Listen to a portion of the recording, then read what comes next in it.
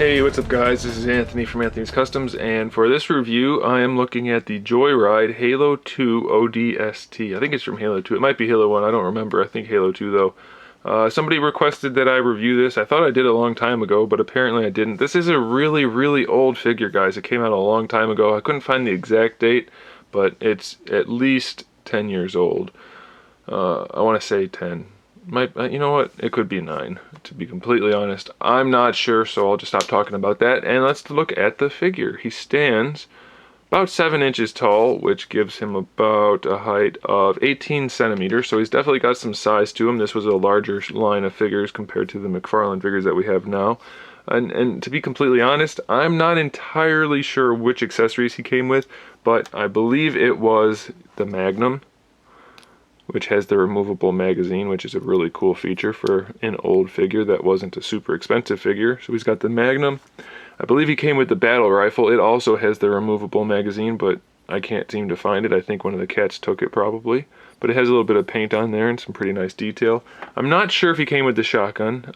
This feels like a Halo 1 shotgun, to be completely honest. I'm not entirely sure. He might have though, but either way, you're not going to buy the figure based on the accessory, so it's not that big of a deal.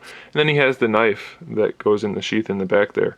So that's kind of cool. And if you aren't sure about this guy, he is the original design for the ODSTs, which I personally think is really cool.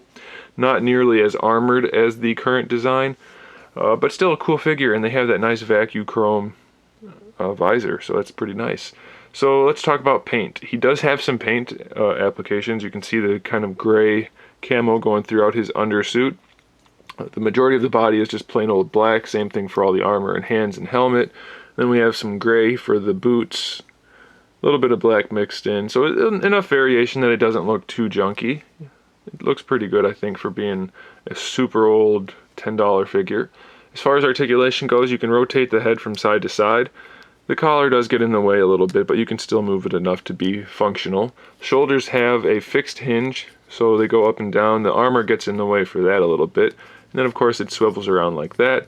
We get an elbow hinge, which gives us a full 90, plus the rotation. And then the wrist is on just a standard peg, so it moves around a little bit. And the hands are soft, so you can put the fingers around the guns, no problem. For example, I'll just do it like this to show you. The hand just stretches right over the grip on the gun, so that's pretty good. We have a waist twist. We have just a swivel for the thigh. It brings the leg up like that, or for the hip, I'm sorry. So it's enough to put him in kind of like a running pose if you wanted to, nothing super fancy. We do get a thigh swivel to help, and a double jointed knee, which is hidden behind the knee armor. And we get a hinge in the ankle. So it's not the most elaborate figure in the world, but for the time, they did a pretty good job. And they, you know, for old figures, for the price point, you really couldn't beat something like this. This Joyride Halo line was pretty good. And I think it still holds up. I mean, obviously it's not on par with some of today's figures, but it's definitely good enough to add to the collection. So if you're a Halo fan, then this is probably something you want to get. These guys tend to run for a little bit of money, so be careful in your shopping. Use some patience. But I think it's one that you probably want to add to the collection if you're a Halo fan. If you're not a Halo fan, then this is probably something you aren't even remotely interested in which case I can't help you. So there it is, guys. Thanks for watching. Make sure you subscribe to the channel so you can see my upcoming figure reviews, custom figures, and other good stuff. And in the meantime, keep collecting.